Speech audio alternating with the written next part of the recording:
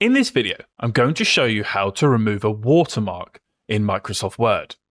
But before I do, make sure to subscribe. For method number 1, I'm going to assume that the user has applied a watermark using design and watermark.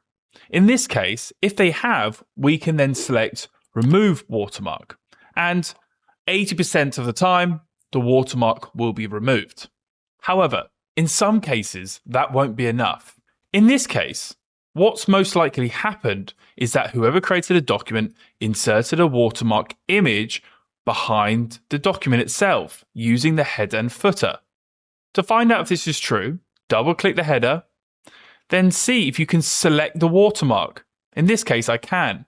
Then press delete to remove it, then select close header and footer to revert back to the main document. If this video has helped you, click like, subscribe, and hit that notification bell. And if you want to learn more about inserting and removing watermarks in your Word document, then visit my website at www.wordmadeeasy.org. The link is in the description below.